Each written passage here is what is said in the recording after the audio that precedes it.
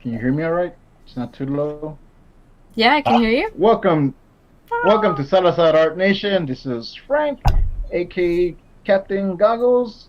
We are back, officially back from our hiatus, and Anna, our guest, Anna Raub is our guest. My co-host Anna Raub is here. Anna, tell us a little bit about. Rusty. Tell us a little bit about what you've been doing and where you can find you. You, Anna. That's you, Anna. Oh, Anna. I accidentally had the audio playing in the background for the video. So I was getting a feedback loop and I was like, what? Okay. Um wow, that really jumbled everything. But Yeah. um hi, I'm Anna Robb, aka Mask Woman, and there's the link tree thingy that Frank was kind enough to put on the thing. The thing. And you can find me on Anna Robb at YouTube and Anna Rob Arts on Instagram. Yes, I am back from hiatus. I'm back from Colorado. That was a 2 week vacation, and that's one of the longest trips I've ever had in my life. But it was lots of fun. Today we do have a very special guest, though, and it's not exactly me, even though I have been gone. It is Rodney Fike. Hi. Welcome. Thank you so much. Thanks for having me. How's everybody? We're doing good. Yeah. And we're going to talk horror comics and just comics in general with Rodney. And so, Rodney, where can we find you? Well, I'm with Hazzum, Hazzum.com. It's Hazzum. You can go there and find all of our books online. You can meet the creative staff of some of the books and little quips from all the characters in the books. You can also find me on Instagram at Rodney_Fike and on Facebook, Rodney Fike Art, and also Rodney Fike on Twitch. And there was Sherman. Hi,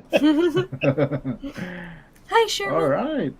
And there is links to most of those in the description below. So if you guys want to check that out, it's there.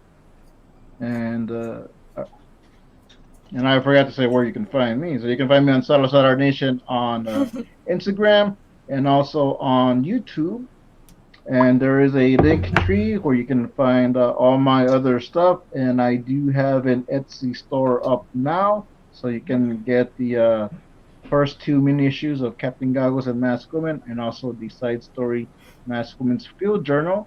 And they're like about the size of like playing cards, so you can get those three comics on Etsy while supplies last. Those are limited artist editions, and after that, it'll just be the regular little floppy minis. But I am working on mini issue 3, wrapping up that storyline. That's going to be 16 pages, and it's I'm planning on it being an ash can size, so a little bit bigger size. So as soon as that's finished, that will go up there too. And so let's talk comics. Let's talk horror comics. Ronnie, you want to tell us a little bit about your comic, which is Okay. I just had a few. Well, with the Hazzum Productions, we do several books. We Peanut Pudding and Jelly, which is our all ages superhero book. Oh, okay. About three siblings that believe they're superheroes, but they don't have any costumes, so they go out in the neighborhood and they do chores to earn money to go put together costumes, and they wait for it to turn nighttime so they can go out, because then that's when all the crime occurs, and they confront all the villains in the neighborhood. So that's Peanut Pudding and Jelly. We have 6 issues of that. We have a trade of issues 1 through 4, and then floppies of 5 and 6. Then we also have Pitter Patter, which is our cat duo, Buddy and Dude. It chronicles their adventures in the big house. And I make a guest appearance in issue 2, which we just got from the printer. We also have Roadkill Rampage, which we are launching a Kickstarter for issue 2 on that October 20th. So, yay! Everybody go and join the pre-launch notification on Kickstarter. Check it out. And that's what we got going on right now.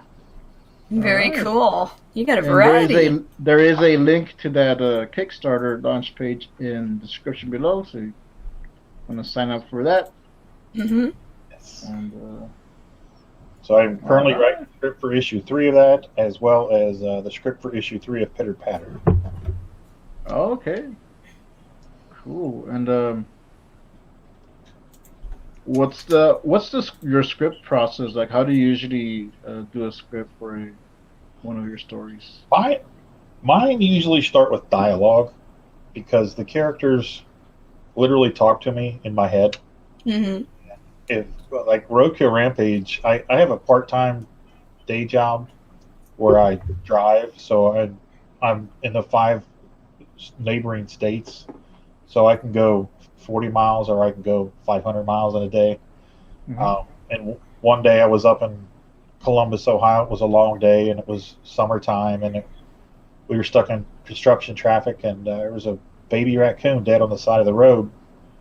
And I just kind of saw it, and he looked like he was just laying there sleeping. So I was like, So my mind just started spinning on that, and I grabbed my phone and I turned on my audio recorder and I just started talking into it, and that's how Roadkill Rampage was born. Peter's in the house. Welcome. Hi, Peter. Hey, Peter. So yeah, Pete. so it's then the characters start talking to me, and I literally just like Pitter Patter. We inserted a backup story in issue 1, and I had the entire sequence on my phone in audio version because I was driving and I picked up my phone and just talked it out in the characters' voices, and then came home and transcribed it on paper, and that's that story there. So yeah, mine start with dialogue, and then I build out from there. Oh wow, that's pretty cool. What about you? Nice. Yeah, it's always really interesting to hear the different ways that authors will approach their story writing. Because starting with dialogue, I think, yeah. Do you think it depends on the story for you? Oh, absolutely, yeah. Because I think that it does for me too. Because there's been stories where I'll start with dialogue, but most of the time I actually start with the sequence of events or even out of order abstract things that happen. Yeah. And then I'll connect it and then be like, oh, how does the story end? And then I'll like go back and start and then work to the ending, and just kind of a different roundabout process, I guess. Yeah, it's not the same way every time for me, I should Yeah. say. But more times than not, it is the dialogue, and it's because they talk to me. I have a superhero book that I'm eventually going to get to, and that came to me from a dream, a very vivid shot of a dream, a bird's eye view looking down the side of a skyscraper. And I won't give away anything more than that, but it was so vivid that I got up in the morning. I was working. I was getting up at 4:20 in the morning for that job. I had to be there at 6. So when I got up, before I hopped in the shower, I grabbed a piece of paper real quick and I just threw down some lines. So in case I forgot it, and I still haven't forgot it. Still to this day, I can remember that dream as vivid as a TV show. And then a whole universe sprouted from that one dream, that one sequence, and one dream. So it happens in different ways, but most of the time it's the dialogue. Mm-hmm. Yeah, same for me. Like it'll be different ways, but I've had where I'm just kind of drawing something, and I'll draw a character, and then I'll be like, huh, what would this character do? And recently, one of the characters that we've been working on the Captain Goggles and MASKUP story, that he's gonna be introduced in, I think mostly in the graphic novel that we're gonna be working on, but he will be mentioned. But I drew just kind of a concept design based off an old one that we had. And once I started refining it, I started seeing like it started telling me who he was. Okay. Like he was like, oh, this person is like this, and I was able to understand like Right. his motives more and how he gets to where he's gonna end up. Without, I don't want to give that too much, but yeah, like it was like he was speaking to me, but it happened as I drew him a little bit more refined. We have like an older version of him, so I drew him a little younger, and that's what it was. I started getting more of feel of what this character is gonna be like, and that's how it's been with most of these characters I've been drawing. And two of them are easy because it's me and Anna, like they're loosely based on us, but then we add on to it, and like Right. we'll say like, oh, what would we do if our situations were different, and because it's gonna be like I guess like an alternate world, so it's not like this world, so there's like fantastical things happen. So what would we do, and what if this happened, and what if that? So then, okay, so and then we just expand from it. Yeah. That's cool.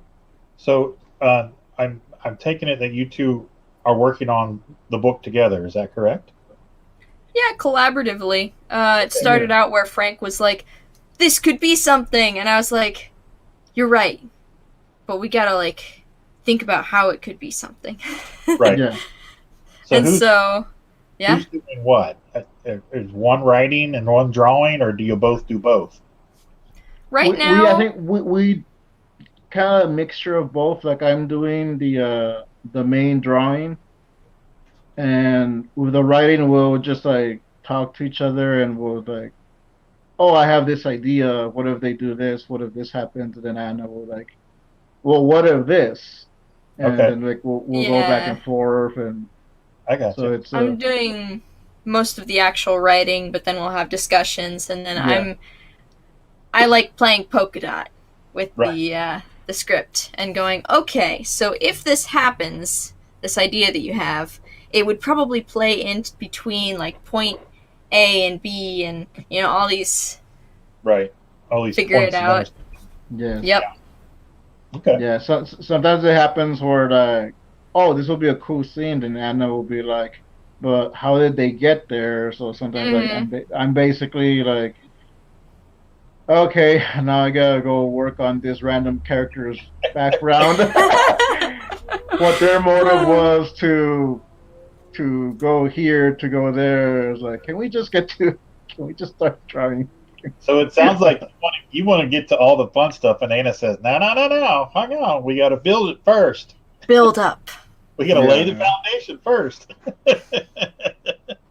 Yeah, like I want them already to be these great superheroes, and well, how do they get there? Like, all right, let's build Right. up to that. Hmm. So, The journey is just as impressive or important as everything else. yes, That's what I think. Yeah. we got Amos in the chats. Hey Amos, thanks for dropping by. Good evening. Good evening, And Amos. we got Peter. What would Frank do, or what would Anna do? Yeah, basically, it's like, ah, That's everyone's true. hopping around. Okay, Everybody's Everyone motivated is by the food. motivated by food. That is so true. yes, that's true. That'll be the core motivation behind our plot. That's it. Yeah, if we do a scene where they're just talking about food, you can guess that we were just hungry that day when we wrote that. There you go. This is the chapter I wrote before dinner. Mm. Yeah. I've done that a few times. Yeah.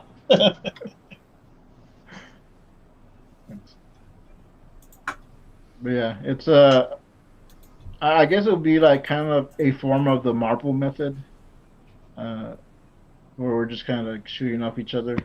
Yeah, just bouncing ideas off of each other. Yeah. Yeah. I've done that before.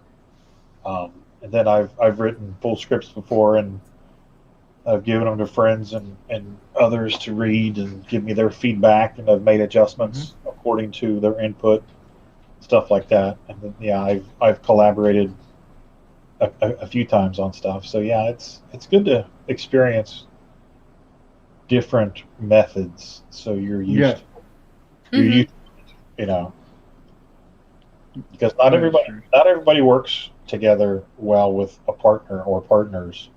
Some people are just isolation kings or queens, and they like it that way.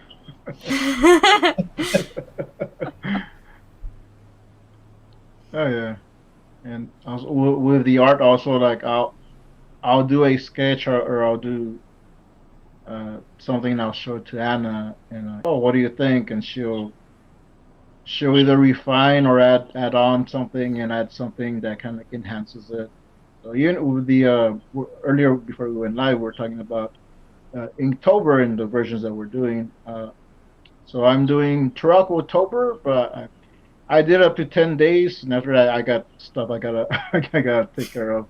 But Yeah, uh, so sometimes I would show them to Anna after I thought I was already done, and Anna's like, oh, what if this or you forgot this? So like there's at least three illustrations where Anna went and added to it. So I just adjusted it and I put her name on there and posted it up on Instagram so you can see where she kind of like added her stuff and like oh this works better. So yeah. And, very cool, very cool. yeah, it also happened with the our robot, one of the robot dinosaurs that we have. I did a basic design and then I just fixed it up, like, and then I worked off of that. So Yeah, I just like presenting things as options once in a while. It's like, I like this, and then in my head, I think this would also be cool. So this is an option if you want to check it out, kind of thing. Right, right. Yeah. You guys come up with a final version of the character and go from there. Mm-hmm. Yeah. Sweet. Yeah. Oh, we got Amos's best year was 19. That's pretty good. 19 days. Okay. Cool. Yeah. I think 2 years ago is when I did it the full 31 days. Before that, I think I got like 4 5 days. And after that, 7 and now 10. But like after I had already completed that one time, like I did what I wanted to do with that, just like finish the challenge. Now Yeah. it's just working on my characters and getting something done and just Right. using that as a motivation. So like, Yeah, there was one year I did it. I used them as my morning warm up sketch. Mm-hmm. oh, okay.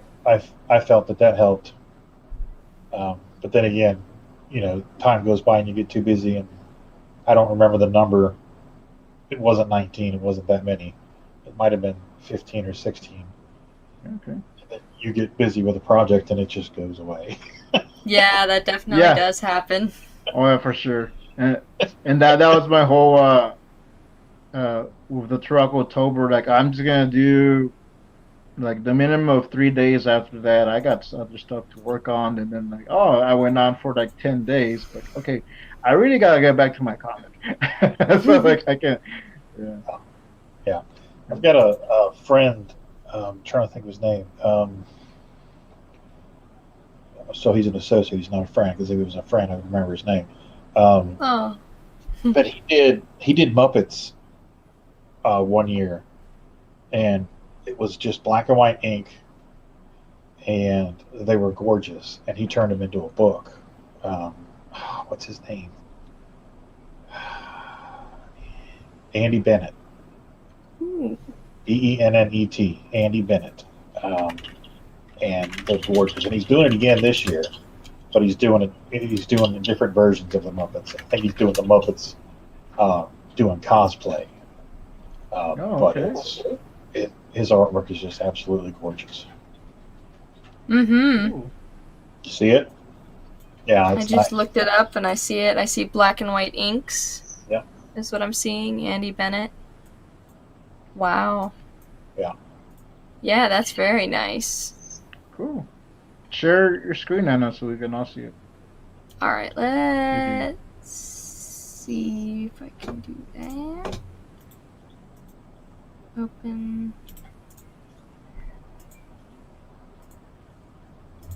Here we go. Looks like he's got some other art here too. Let me see if I can find his. Don't get distracted.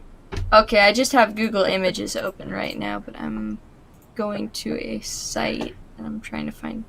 Aha! Andy Bennett. Okay. Here we go.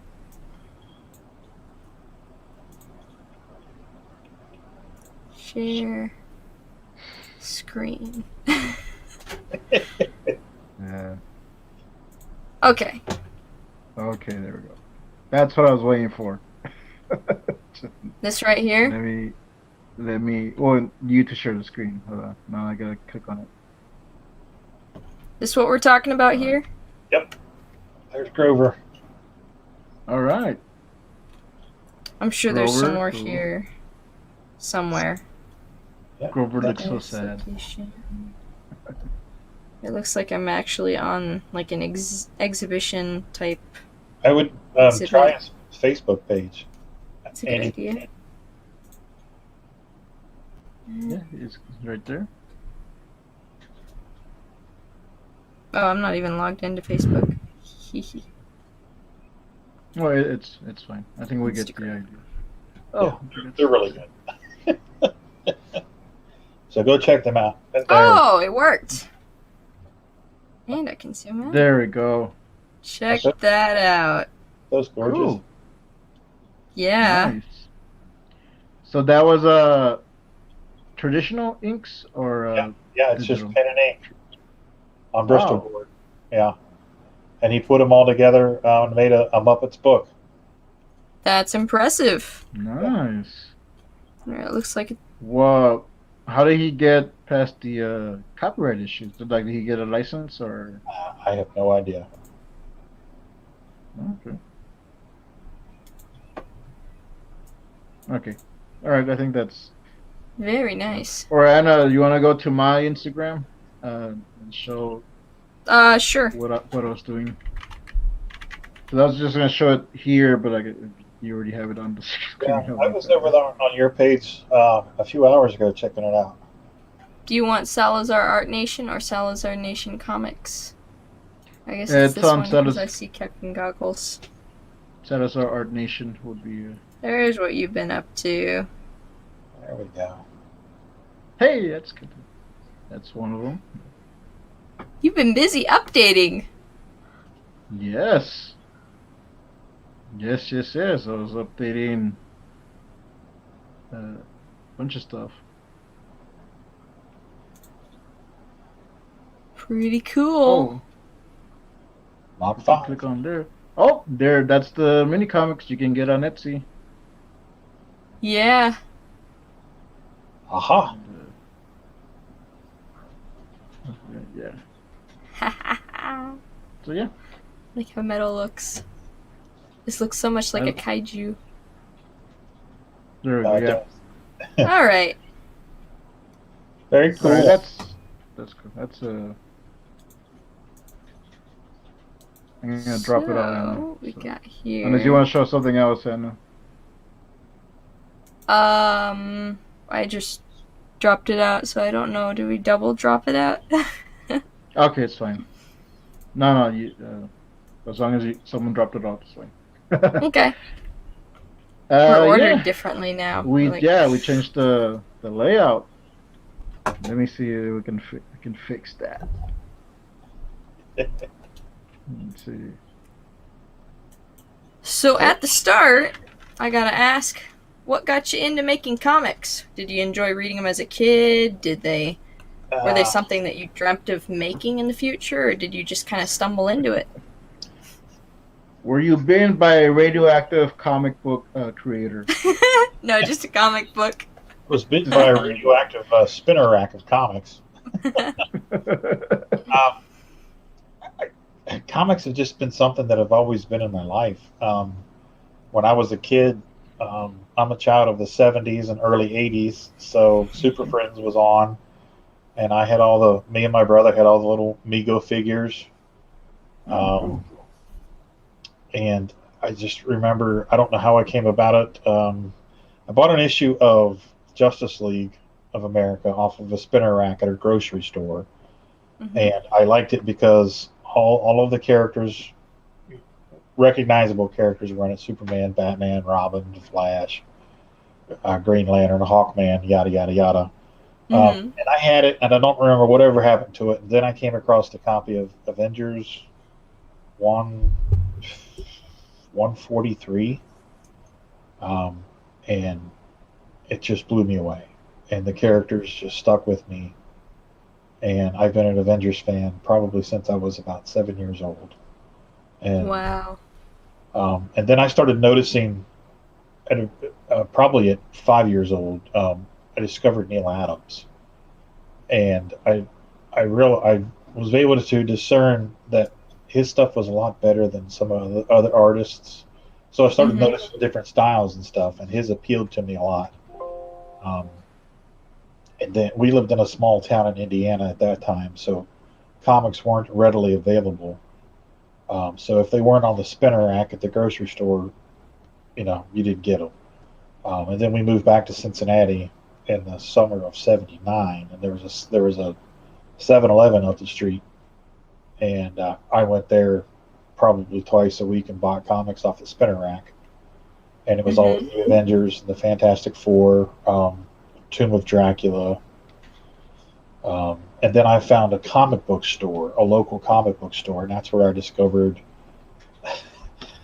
my line of EC comics and all the weird tales. Oh, okay. With Bernie Wrightson and Frank Frazetta and Jack Davis. I saw Jack Davis's illustrations in the ads in some of the books for the bubblegum and stuff like that, but I didn't realize that Jack Davis did horror books for EC back in the 50s and 60s. Okay, yeah. So all of that stuff was a huge influence for me, which influenced, Roadkill Rampage. But yeah, and then I started drawing when I was 4 years old on all the characters, specifically Batman and Robin. And I have put a pencil down since. So. Nice. Yeah, I was gonna ask how you got into horror comics, but yeah, like just the artwork. That's right. First. Yeah. Because Bernie Wrightson and Jack Davis and Gene Colan and guys like that, my God, you can't beat that artwork. And then when Gene hopped over on Tomb of Dracula for Marvel, I was sold. And then I got into Conan and John Buscema and Ernie Chan and Pablo Marcos and all those guys, and it was all black and white, which Roadkill Rampage is black and white. Yes. So it's all connected. I love superheroes.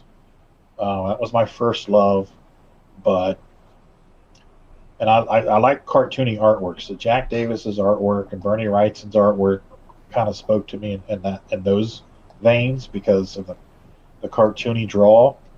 And then I did a superhero book in the '90s called The Superior Seven.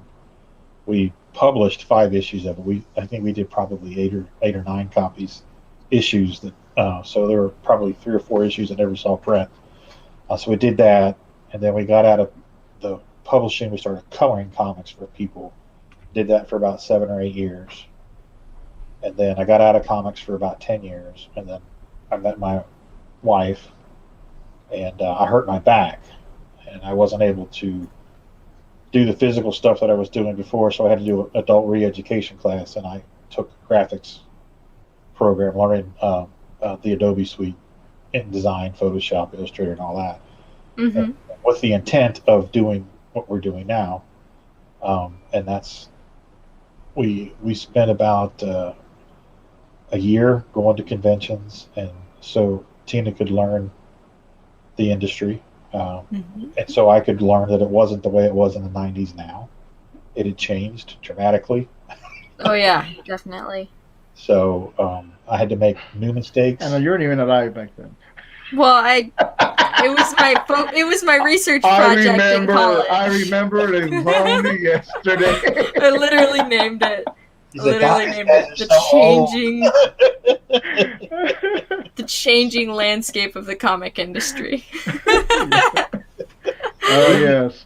You'll get there one day. Mark Mark my words. Back in the 20s, I remember how the comic scenes was so different than what it is now. Okay, so now I gotta ask you, how old are you? I'm only 21. Oh, shut up.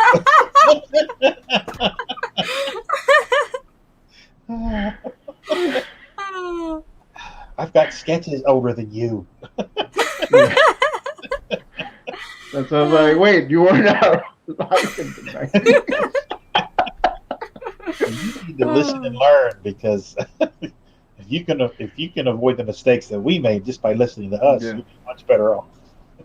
Yep. What I do want to say about Anna, even though like she doesn't have like all this vast experience making comics, she does have a lot of experience, and she acts more of a professional. Yeah. And she's not even like at that level where she's like bringing in a lot of money with her art. But she has that professional lifestyle already that I know.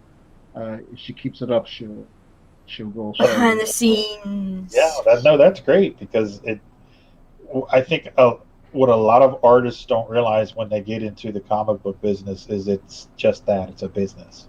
Mm-hmm. Not just drawing and writing comics. You have to know the business end of it, because you have to sell yourself, you have to promote yourself, and like we're doing now. This is part of doing comics.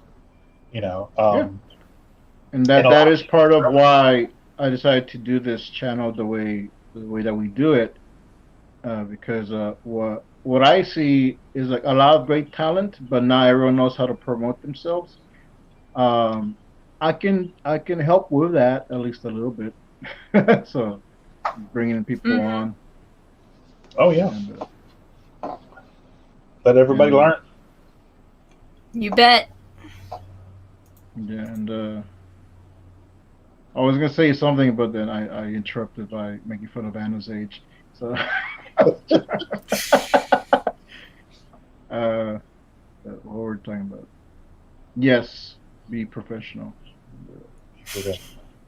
So Anna, what is this character? This? Yes. Well, you could say Mask Woman, because that's what Dale, one of our viewers, decided. He's cool. But really, you know how you put your business hat on when you go and do stuff? Well, back in college, which was like a year ago, or 2 years ago now, when I finally graduated, I think was 1 year ago, but back in a year, stuff. Get to it. When online classes started, and even before that a little bit, I just liked making things, and I had made like paper and cardboard masks and helmets and different things for drama and skits classes. Okay. But back at home, when I wanted to work on homework or something, just to goof off, because I like doing that a little bit, but at the same time I'm very, very dedicated to making sure that I get my grades up and all of that, or keep them up. Ended up with a 4.0 GPA, and that's great. Messed with my professor a little bit, because I'd be like, so is there any extra credit? And then he's like, yes, but you have anyone to ask? You don't need any extra credit. There were about 3 classes where I had like 100.5 or something like that. And he's like, you. That's good. But that was good. Pretty much all of my technical writing assignments I geared towards the comic industry. But back to the mask, I just made it and I would work on it. I actually had one that was like this, that was purple and made out of duct tape, and I just had it like on top of my head whenever I was focused. And then I could take it off and get back to my day when I wasn't in that office zone. And so it stuck, and when classes moved online and I was in my office zone again, I had it on my head, and the professor and a couple of the other students in the art classes got a kick out of it. I didn't bother wearing it in my other classes, but it stuck for the TuracoCreativeCast, because one of the very first episodes we ever did, which was before the show was even named that, because I decided to throw a monkey wrench in and rename it TuracoCreativeCast. If you're seeing a pattern, That's Yeah. I just went at one point while talking about stuff. I had like a sword that was around here. It's actually like across the room that I made out of duct tape and stuff, and a mask, and I just like had it on my head and was like, what if I wear this on the live streams? And so it's just the thing that I wear now. Okay. yeah. Cool. I think it was the first episode back when it was. I can't believe it's not the Artcast. Mm-hmm. And I just asked Anna like, hey, I'm gonna stream. It's a casual stream. Me and Keith Harper. You wanna hop on? She's like, yeah. And then like during there, we're just like, I was putting on a different hat, and then we're talking about stuff, and she put on a mask, and like, oh, that's cool. I thought she was gonna take it off, and she kept it on, and then I would see that she would keep putting it on, like, okay, I gotta wear something, like I gotta keep something consistent. So now it's No, like, I like it. I think goes. it's uniquely you, and that's something good to have in this industry because Mm. it's definitely something people will remember, which is a good thing. Yeah, it's a lot of fun. Yeah. Yeah, and if you're having fun, And like I said before, you're doing something right. yeah. And speaking of I remember what I was gonna say, and it was has to do with being professional in the industry. Um, I want to just say, just give a shout out to your wife because she's the one that reached out to me, and she sent this press kit, and so I was looking at it like it's very well done. There was a logo which I used for the banner.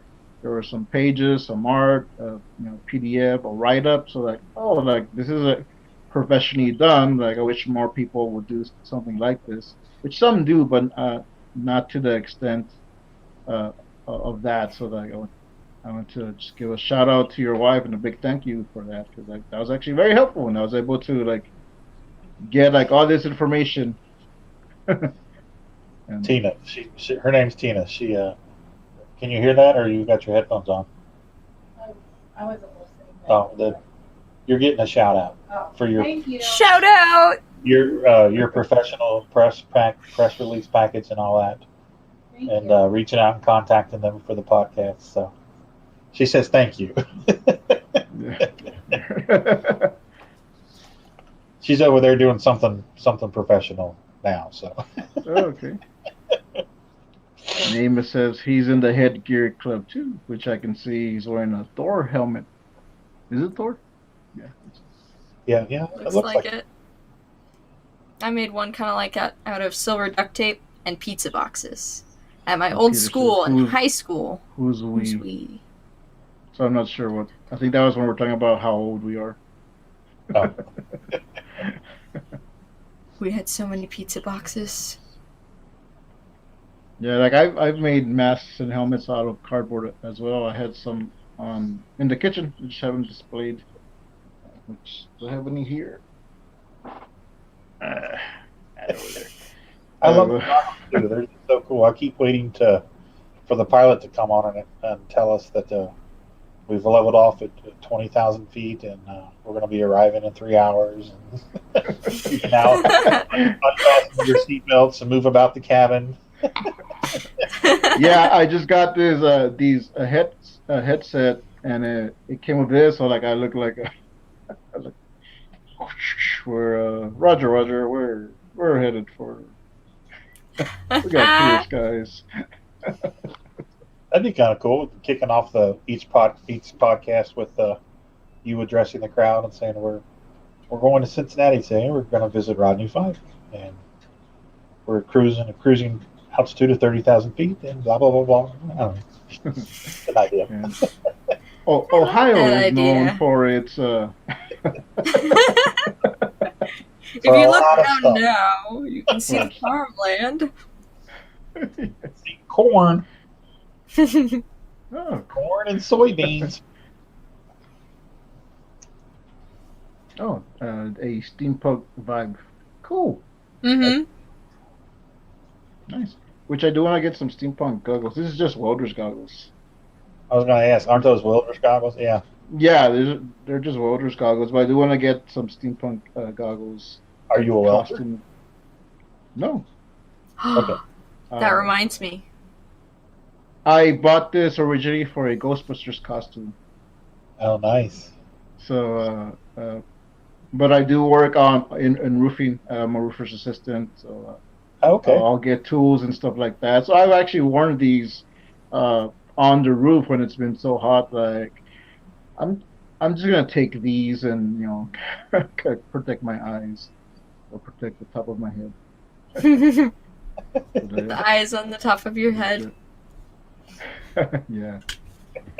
Which in the character of a masked woman that we're drawing for the comic, she has like a little blaster on her gauntlet, and you won't be able to see it unless like you like go look for it. But like the center part, I based it off a metal disc used for roofing to keep the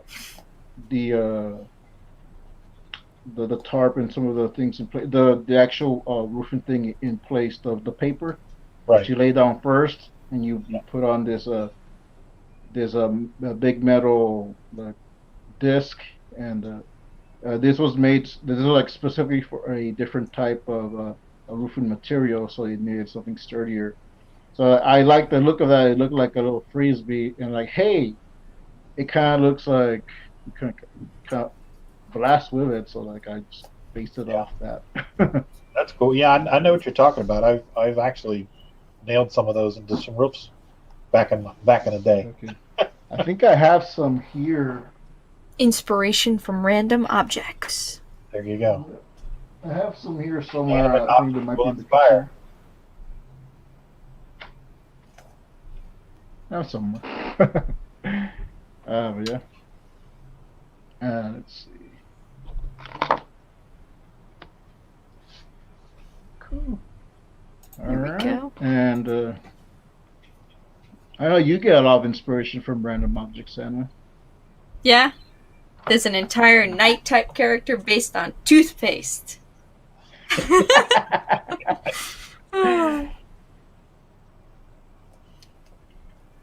Well, now you got to tell us about it. Oh, well, Yeah. it's It's a secret. secret. No.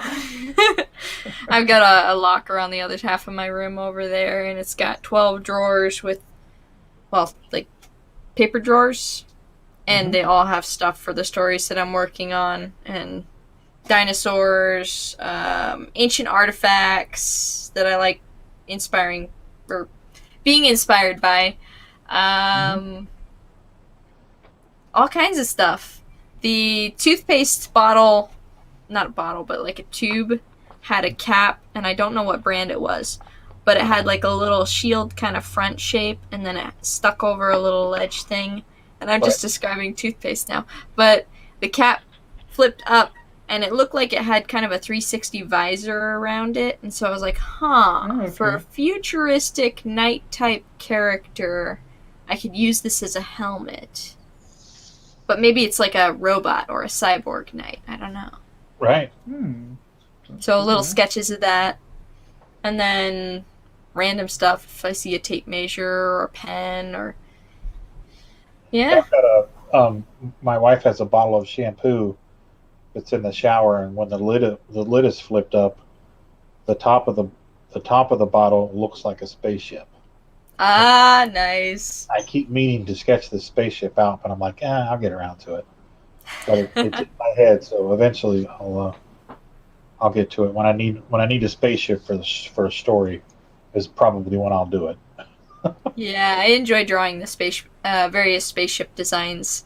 I had a stretch of a week a while back where I was like, I'm gonna draw spaceships every single day, and so I had like spaceship, bird spaceships, insect spaceships, plant spaceships, and then somehow I managed to base one off of one of the little off of Bittercrest. It's like a little. It ended up being a space station, and so it's kind of a tall cool. stem body thing, but then it's got these little leaf-like things that go out, and they have solar panel kind of things, and whatever. It just interesting stuff. Okay, that sounds pretty cool. Yeah, and I've gotten ideas from emojis and then I were like talking story and we're just putting random emojis. And we realized that on her end the emojis look different.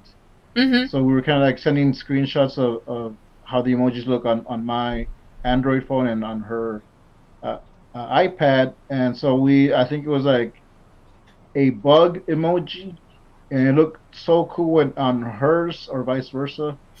They're like, hey, we can make a character out of this. So I think it was like purple on my end, so I drew like a little purple worm, and that turned into I don't know if we're gonna keep the color, but that it turned into uh, oh, this worm can turn into a butterfly, but we'll make it a giant butterfly, and that's one of the monsters that they battle in season three, in issue three. Like they just battled this giant like kaiju type of a butterfly, and they came from just like, oh, this emoji looks pretty cool, and I kind of drew a little thing, and then it turned into like, oh, let's turn into this. So like, and then we also have a train that one of the emojis look uh like it looked like a futuristic train, like I think it was on her end. So oh, I like this design, so I kind of based like the part of that from there. And just, so yeah, you can find ideas anywhere. Yeah, that's crazy where the ideas come from. It's never ending. Mm-hmm. Yeah. But not everybody can do it. Only us creative types. Yes. If We're you're special. banned by radioactive comic rack, and if you're banned by Yeah. radioactive goggles, or A radioactive mask. Oh We- no. radioactive We all have the same disease. Which is creativity. Exactly. Yeah. Which yeah, it's funny like how these like turn into like the main part of my character, and it's like something I'm known by now because of this. So I think I need to like market to like the hardware store or something. Like, hey guys, I'll feature your goggles in in my comic. These Oh, are man. You Statler get a goggles. sponsorship. There you go. Yeah. That'd be sweet. Mm. That sounds like your department, Anna. You'd I get have on no. Maybe. A puppet. the dinosaurs. Yeah. I just am fiddling with the dinosaur puppet down here. Don't mind me. Yeah, I have a couple little dinosaur toy models from the Dollar Tree, and those are what I used for the beginning reference for the two dinosaurs that we have in our store. And then just, Anna has better models, so I sent it to her. And Spoilers. she's like, okay, I can do this. So what are the Yes, dinosaur they're- characters' names? What are their names? There, well, we have a robot Ankylosaurus, which we call the Tankylosaurus, and that is Masked Woman's mode of transportation. It's also a little sentient, and his name is Anky. And we have a robot T-Rex, the T-Rexosaurus, Rex because it wrecks Rexosaurus. things, and Saw because its teeth are chainsaw blades. So it's Okay. roar. And that It's a chainsaw. Yeah, so that's more of a construction type of robot that is used, and we call that one Rexy. And we also have a baby. Well, it might not be a baby once we get to the graphic novel, but it's a baby Spinosaurus called Spike. But it'll probably be like a teenager by the time I draw him again. Yeah, because then that one comes out in the side story Masked Woman's Field Journal. That's actually its debut.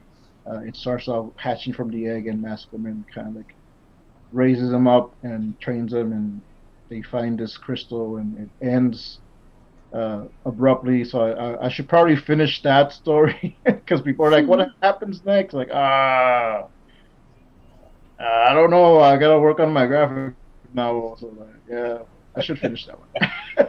So, that's something I'm working on, not doing so many cliffhangers because I gotta go back and. Yeah.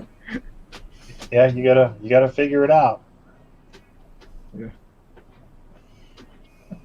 But yeah. And so far, those are the 3 dinosaurs that we have. You know, we've talked about having more, but we don't want to turn it into like the dinosaur comic. But What do you mean? We're totally gonna fill it out with tons and tons of dinosaurs. You know what? The Yeah, main you should have an characters idea are gonna like be what dinosaurs. I don't want to do, and then Anna's like, "Come on, are you sure?" Oh, it'll be great. Trust me. Yeah. Or just give an idea in jest. You're like, yeah, we should totally change everything and do this. Nah. Well, that could be a separate project. Just do one where you just do your dinosaur book, or it's all the dinosaurs. So it's a spin-off. I've got a long-running one that I'm working on in the background that I started back in 2015. It's got all that fantasy dinosaur stuff, and then I like robot dinosaurs. I could tell. I like robots in general.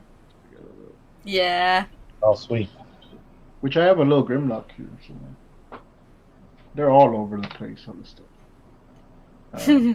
We do have our logo is the Turaco, which we call Rock, ROC, and that ended up becoming a little character in itself in the comics. Because I would always like put that once we already had the TuracoCreativeCast, I would draw a little Turaco in the comics, just like a little hint, and they're like, well, I mean, it came from the show, so it could be in the story, so that's its own little character.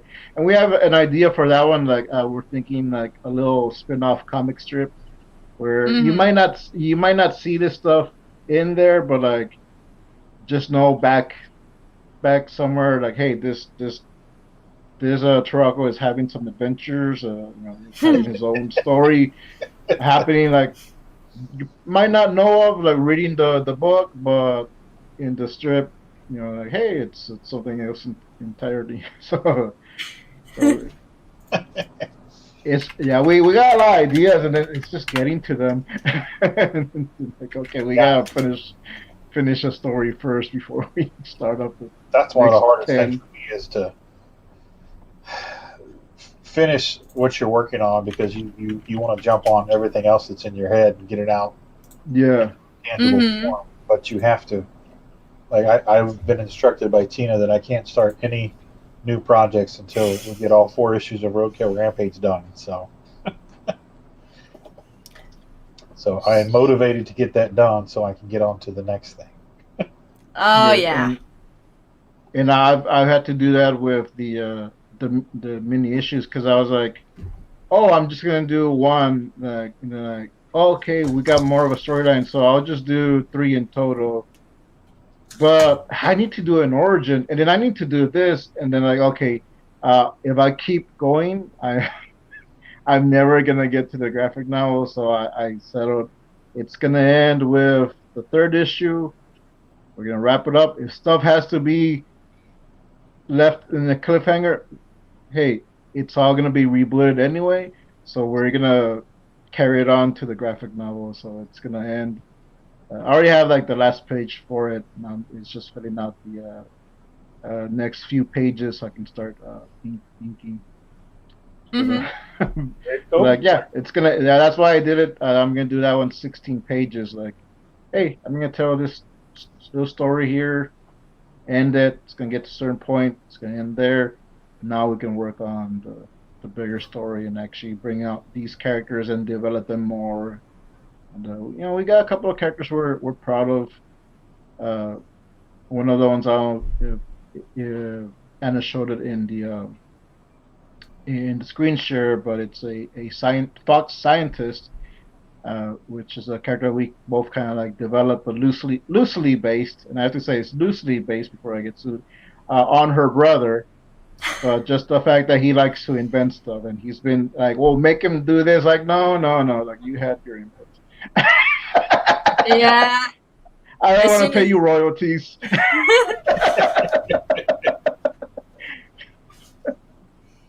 But Mad the science. fox, it's a fox character, so that part did come from. That's cool. So like, okay, let's limit the furries. So I don't want to have like a bunch of furries. And I'm just like, okay, but we have aliens here. We could have an entire planet. We can. That stuff we can do in a in a later story. They go to furry land. Oh no! Please no. Animal land. Not furry, yeah. not furry land, but like an Cartoon animals. Cartoon animals.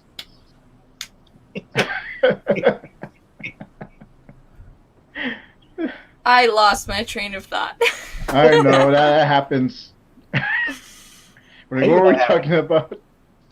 Furryland. Furryland. It's my next I guess. Oh no. I'm doing. Yeah, I'm in the process of breaking a lot of the steps down so that it can be approached strategically, piece by piece, and taken out. That way it's not just this one big impending object or objective. And that's what I've been doing for all my stories. And I gotta ask, what does a typical day in your schedule look like? Like, what process do you go about? You know, maybe I'm asking for advice, any of the above. I get up. I'm usually at the desk anywhere between 8:30 and 9 a.m.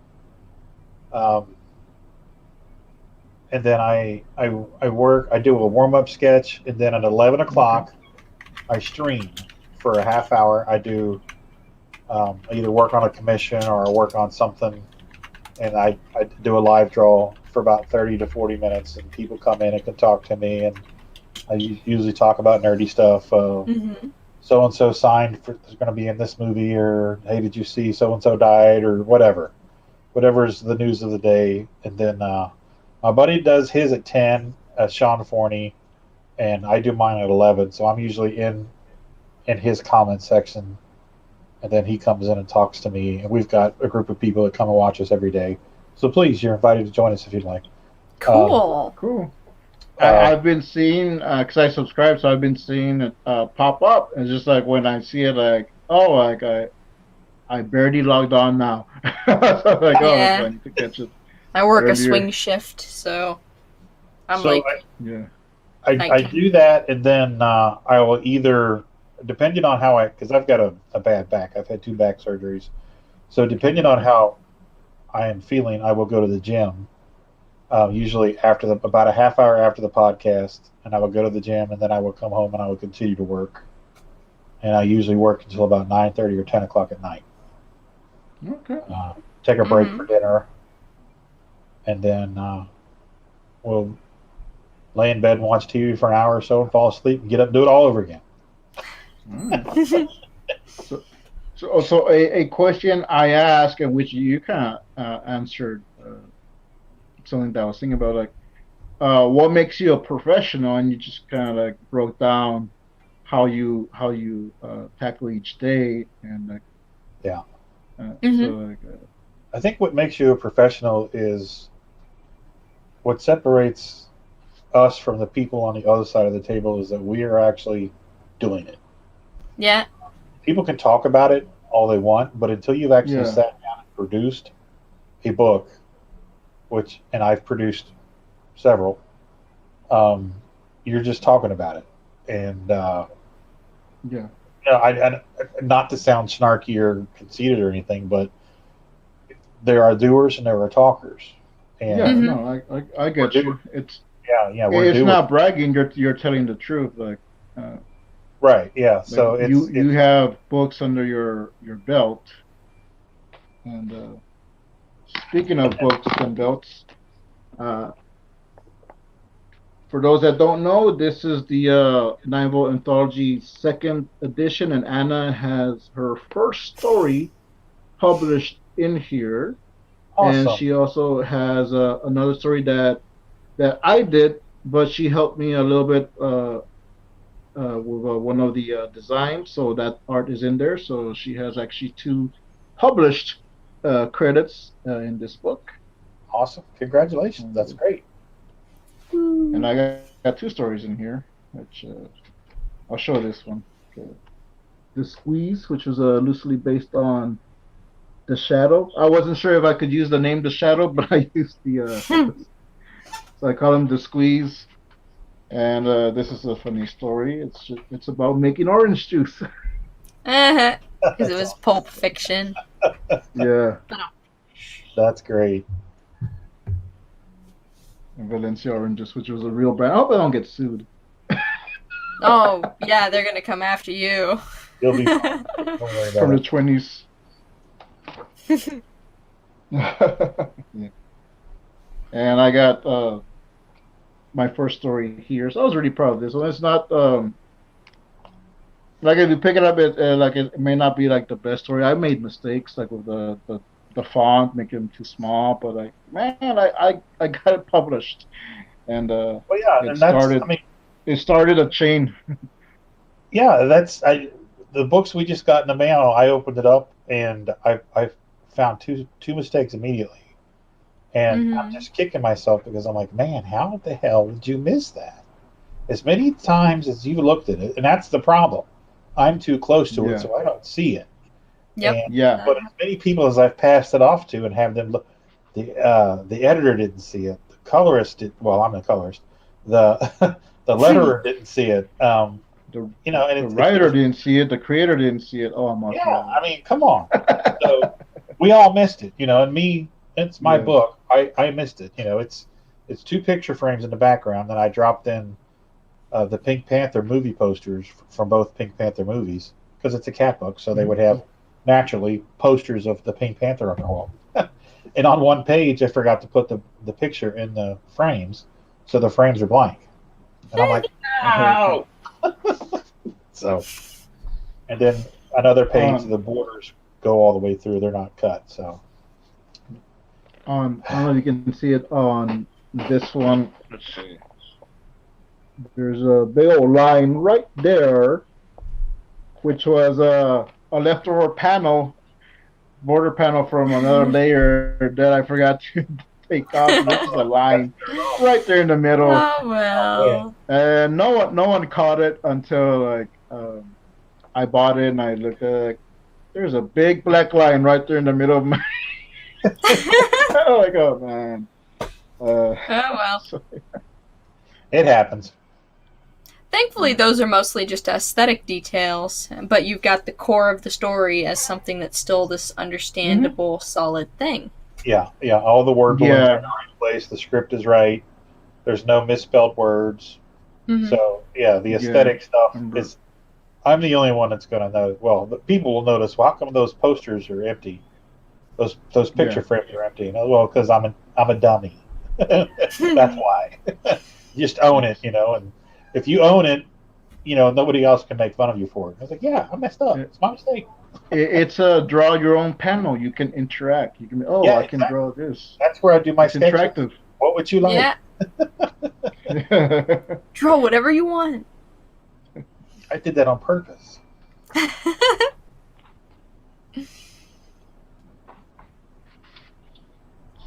let's see. I'm proud of this story. It's my Christmas story. Mm-hmm. Which I'm still not that good at drawing like different angles, so it's just the same the same pose, and it's like right next to each other. It's drawn differently. I mean, I drew it, but it's just the same same thing. Well, that's how you get better. You know, is you keep doing it. The first issue of Peanut Pudding and Jelly is pretty rough looking. Now, if you compare that to issue 4, you can see the improvement. And as long as you continue seeing improvement and stuff, now you put issue 4 of Peanut Pudding and Jelly up to issue 2 of Pitter Patter, it's night and day. Mm-hmm. So, you know, because I was a writer back in the 90s when we did it all, I wrote everything, and I was a background inker, and I lettered everything, and I left the art to everybody else. Mm-hmm. So I kind of stopped drawing for 15 years. Oh wow! But I really didn't start drawing seriously again until 2009. But the bones were there. I had a foundation. I just hadn't used it. It's a diminishable skill. If you don't use it, you lose it. Mm-hmm. Yeah. So I just had to rehone my skills. Like I used to be able to ink with a brush. I was a background artist or background inker on G.I. Joe for almost a full year, and I was using a brush then. Oh wow! And I stopped using a brush. Oh, cool. Why do you have that mask on? I can hear it now.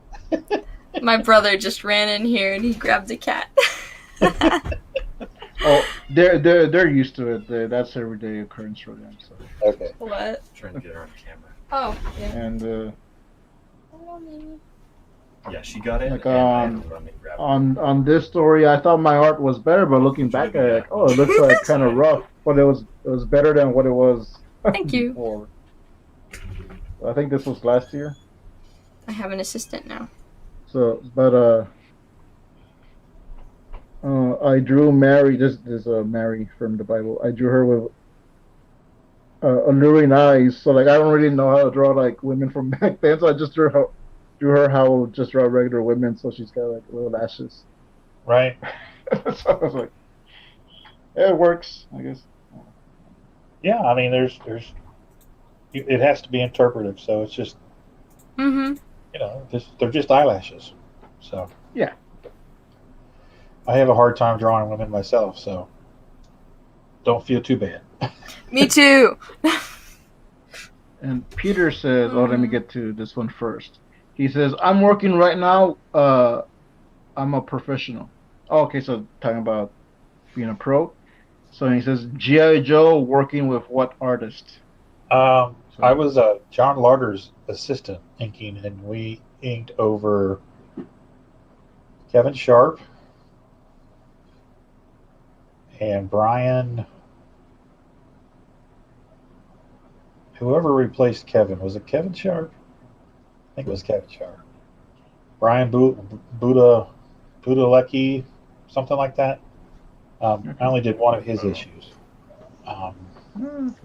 But yeah, it's back when G.I. Joe was with Devil's Due.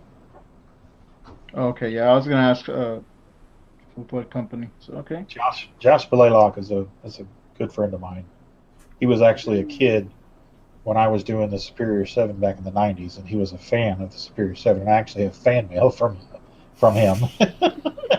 Cool. Oh, cool. So I always bring that up to him. I still got your fan mail. So he was doing G.I. Joe.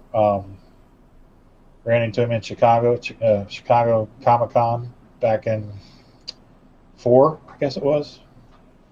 And told him I was by myself and looking for work. And I got home from Chicago on Tuesday. Got a phone call, and he said, hey, you want to be an inking assistant with John? And I was like, sure. So that's what I did. I was working a 10-hour day, and I was driving across town and working with John 3 or 4 hours a night, Mm-hmm. and driving all the way back across town and working from 6 to 4:30, driving across town, working from probably 6 to about 9 or 10, driving all the way back across town and going to bed, getting up at 4:20. I did that for about 9 months and loved every minute of it because I was still doing comics. Yeah. That's cool, yeah. And while I was doing that, I was still working on my superhero team, trying to keep that going. Mm-hmm. Nice, cool. So yeah, bit of a workaholic back then. I would take because I worked in a machine shop, and I would take artwork in with me. And when a part was in the machine running, I had like 2 minutes. Each part would take 2 minutes to run, and in that 2 minutes, I would sit there and I would ink, or I would draw, or I'd get something done, hop up and get the part out. Yeah, I try to carry a notebook or a sketchbook with me everywhere I go, so get a little bit of sketching done if I can. Yeah, I stopped taking actual pages in because they started turning yellow because there was so much oil in the air. It's a machine shop, so there's oil and there's chemicals and stuff in here. So the pages started turning yellow because it would all settle on the pages. So I stopped taking original pages in, and I would take copies in. Well, and I always had a sketchbook with me, so I would just, if I wasn't working on an actual page, I would sketch, and that's actually where I came up with a lot of the characters from that story I told you about that I had that dream. Mm-hmm. That's cool. I like to stay busy. And going back what you were saying earlier, I think it was like part of like the making comics isn't just just drawing and making the actual comic, but also promoting and all the extra stuff. So that's something that like I was starting to learn, like I guess around last year, when like after like I would just finish the stories, because that story was like the first story that ever got published, the first one, this one, and it was through the Nine World Anthology. But I didn't do like any of that stuff. That was just like the person who was running the anthology. He took care of all that. So when I started like just making my own comics and doing them as mini comics, I was like, all the work to just print, cut, fold, add extras, like wow, that adds up. And so like I would schedule a time, like okay, now is the creative time, and now it's the productive time. Production time, Yeah, so I tell people like, yeah, I'm still working on comics. Like, oh, That's you got a new comic? Well, I'm physically making the books right now. So like, it's gonna take time. Yeah. Post-production stage. Yeah. Yeah, that's probably my least favorite part of doing comics is the social media part, and not because I love people. I've never met a stranger, but having to stop what I'm doing, stop my flow, and spend 20 or 30 minutes on social media putting updates and stuff, I hate that. 100%. Yeah. Yeah. I'm in that boat So too. I wish I had somebody. And Tina does a lot of it for me, but she has a full-time day job, and sometimes she's busy and she can't do it. So we have a schedule. And when I don't keep that schedule because I'm in my head and I've lost track of time, I get yelled at.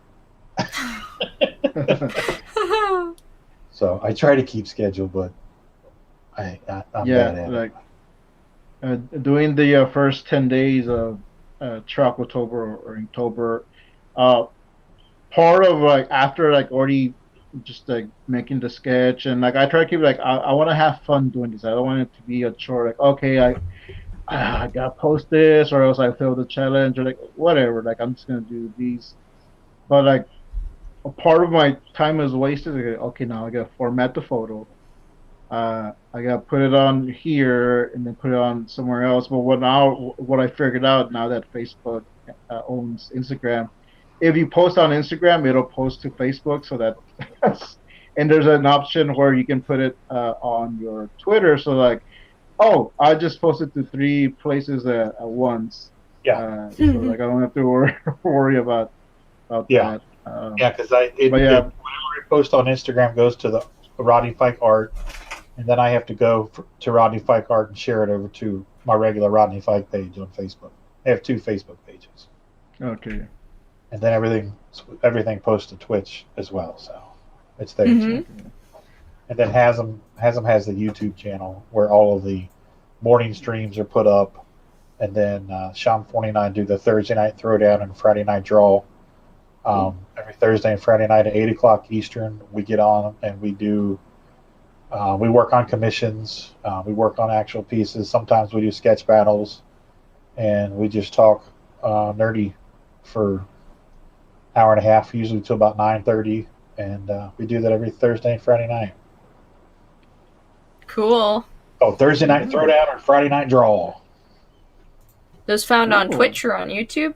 It's on Thursday night. It's on all of Sean Forney's social platforms. So it's Sean Forney Illustration, or no, Sean Forney Art. That's FORNEY on Facebook. Sean Forney on Twitch. Sean Forney Art on Instagram. And then Friday nights, it's on all of mine. So it's Rodney Fike Art on Facebook, the Hazzum YouTube channel, and Rodney Fike at Twitch. Cool. So you guys are invited to come join us there as well. Awesome. All right. Check it out. Yeah, for sure. And we usually go for an hour. We're at an hour and 15 minutes. That's usually a good sign that we had a good time. Yes, we did. Yeah, had a great time talking to you. Excellent. I had a great time talking to you two as well. Enjoyed seeing Is there anything else you want to share, or one last question? I don't know if anyone has any questions. Just make sure to go grab the hop on the link for the Kickstarter notification, so you get notified for the launch. We launched the Kickstarter for issue 2 of Roadkill Rampage October 20th. Okay.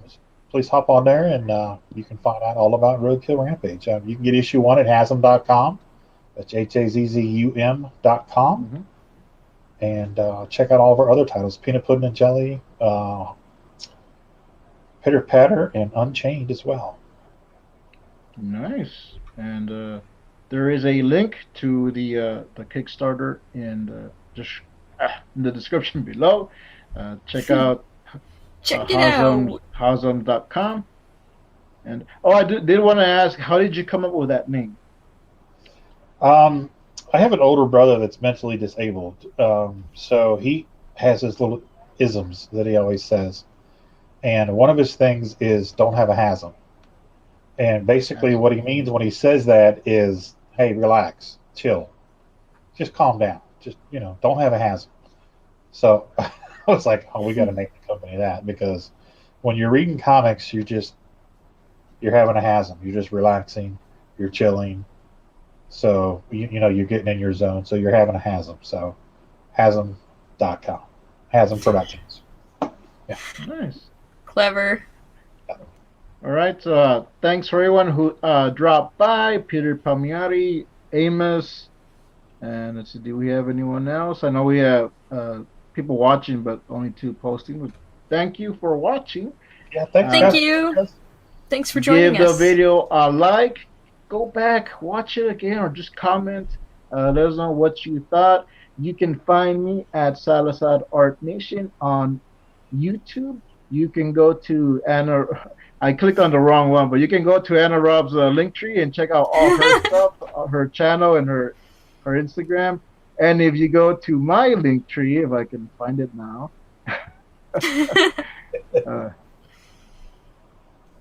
Where did I put it? Oh, it's stuff. Okay, I gotta organize it. You go to my link tree, you can find my Etsy shop, and you can get the Captain Goggles Captain Goggles Mask Woman issue 1, issue 2, and the Mask Woman side story. You can get those 3 in one bundle. We do have a limited issues left. That's the artist edition. So once those are gone, that's it. But you can still get some now. And each comes with some sketch cards that I did. All of them are hand colored. It's the same cards, but they're all hand colored differently. So even if you get 2 or 3, you're getting different types of coloring. So that so go do that. And thanks everyone for watching again. We will see you next time. This will be the new time for now, 7 p.m. Central, 5 p.m. PDT. The day might change. We're still trying to figure out our schedules, because our schedules kind of changed now. But so far, same Turaco day, new Turaco time, and we'll catch you next time. Thank you. Bye. Bye.